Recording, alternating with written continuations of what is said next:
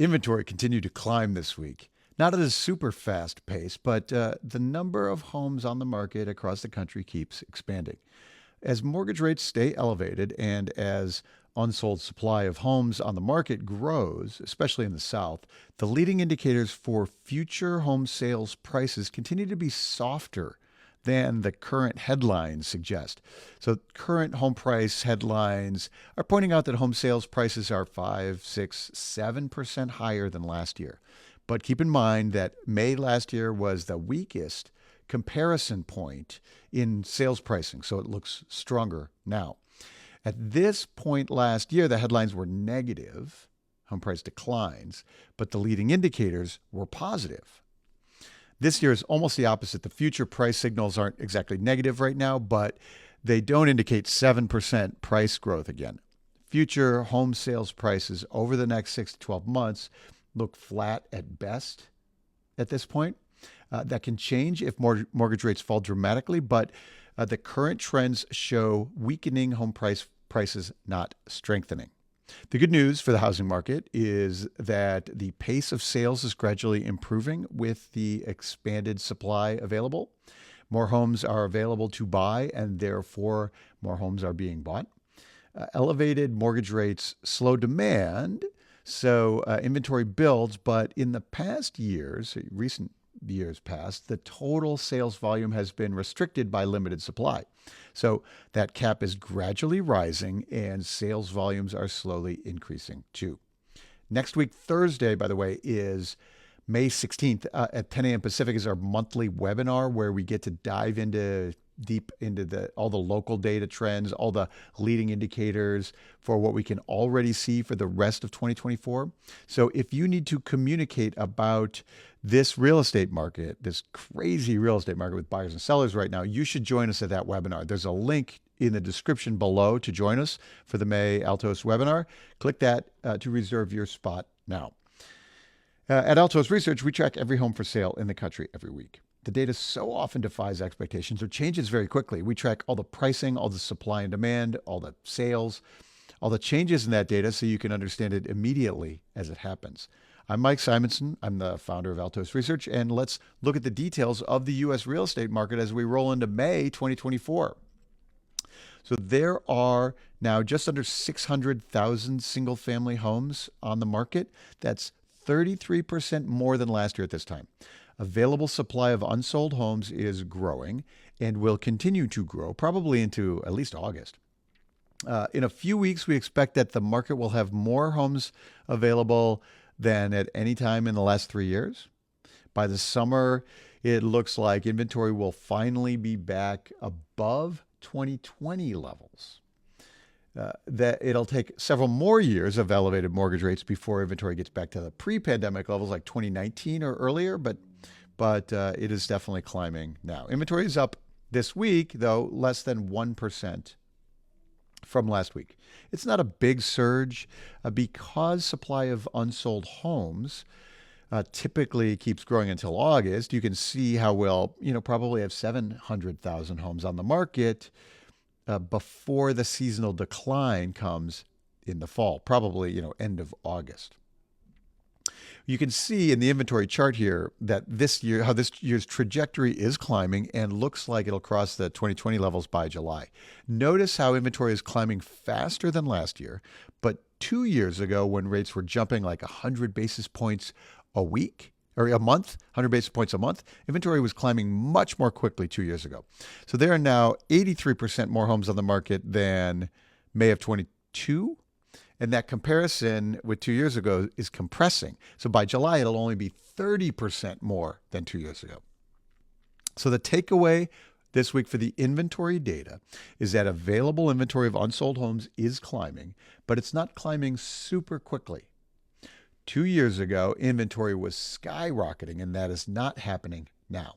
This steady inventory growth comes right along with the elevated mortgage rates, though. On the new listings front, there were 71,000 new listings unsold this week of single-family homes across the country. That's a little downtick from last week and still 21% more sellers than a year ago. More home sellers are coming back to this market every week. There were an additional 22,000 immediate sales this week. These are the new listings that are already in contract, so they're not counted in the active inventory now.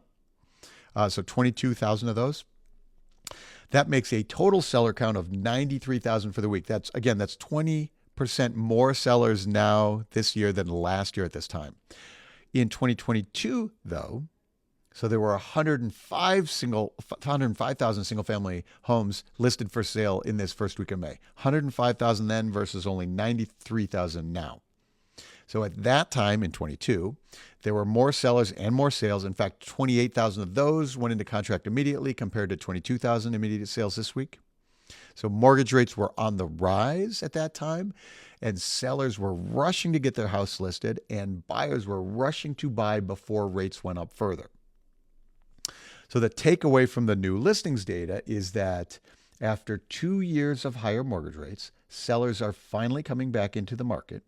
We'll continue to gradually have more sellers, but as I always like to point out, there's no flood of sellers. There's no sign of a flood of sellers. We can see that more sellers are adding to inventory, and that's keeping a lid on home prices, but there's no sign in the data of a significant imbalance with buyers and sellers that might drive home prices down significantly, for example.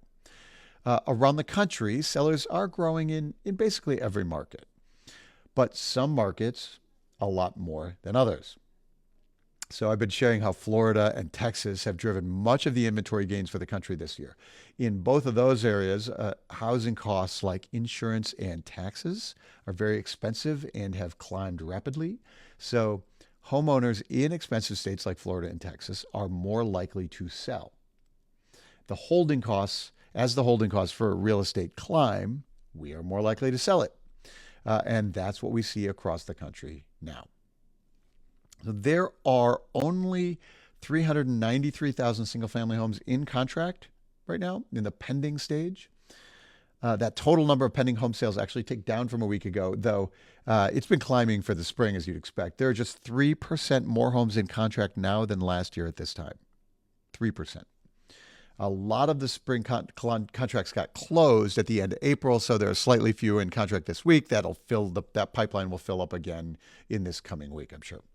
There were 78,000 new contracts pending for single-family homes. That's up 1.5% for the week, and 11% more new contracts pending than last year at this time. 11% more home sales started this week than the same week a year ago. Last year was bouncing around 70,000 new contracts, so 70,000 sales per week for single-family homes. This year is closer to 80,000 per week.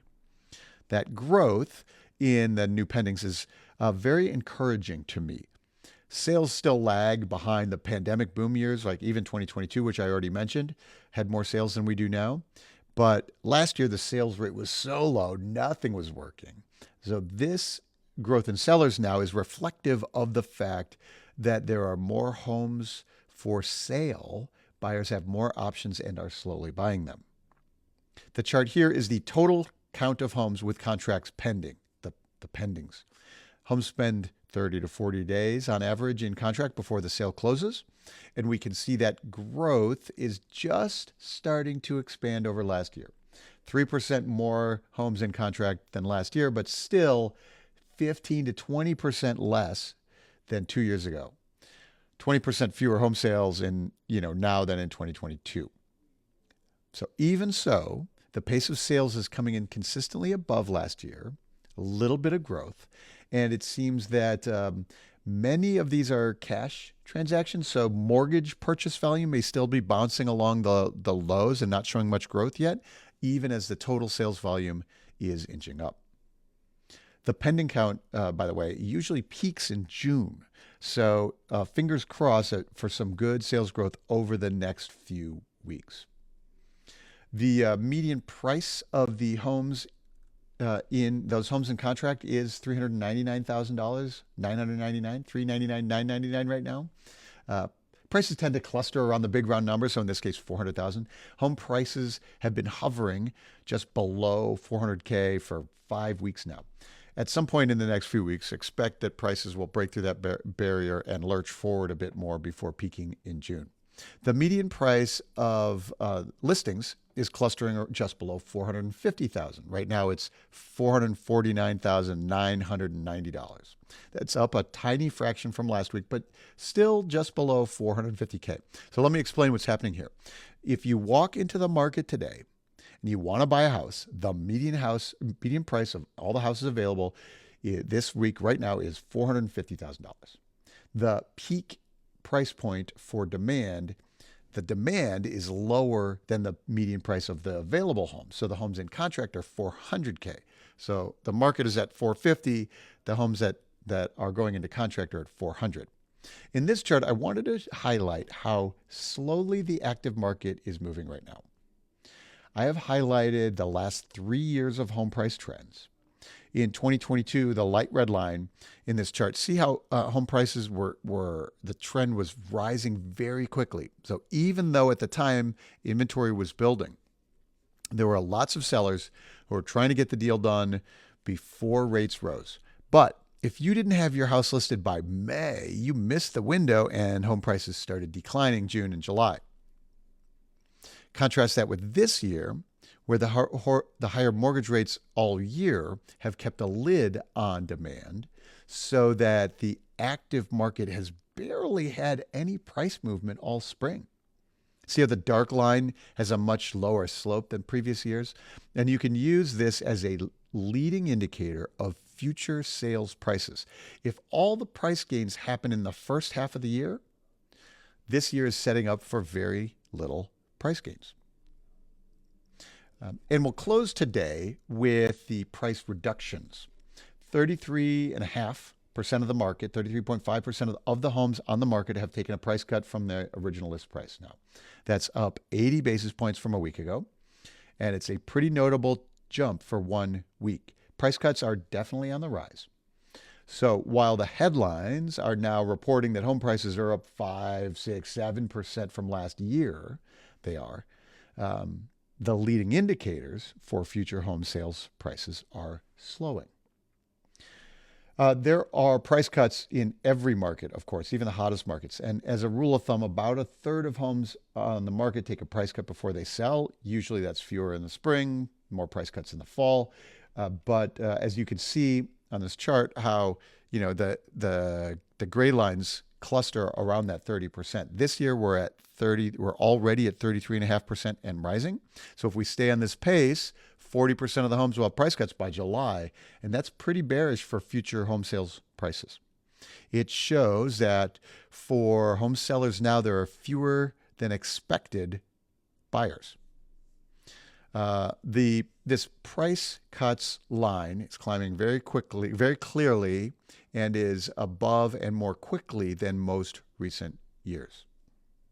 Of course, in 2022, price cuts were rising rapidly. That's the light red line here. And the gray lines are the seasonal curves from over the last decade. The price cuts for the rest of the year will definitely be correlated with moves in the mortgage rates. So right now, rates have been generally moving up, slowing demand. Price cuts are moving along with that. But that could change. Rates could fall, but they haven't yet. And that's why we do this data work every week. The market is trying to grow. Home buyers are definitely sensitive to the cost of money. And if you aren't watching the data each week, you're probably behind the curve. You have buyers and sellers who have no idea how this market is changing right now, and they need to hear the data from you. So if you need to help buyers and sellers see the actual data, you should join us at Altos Research. Go to altosresearch.com, book a free consult with our team. We'll help you know how to talk about the market with your clients and prospects today. There's a link in the description below. Click that to join us. Let's get started.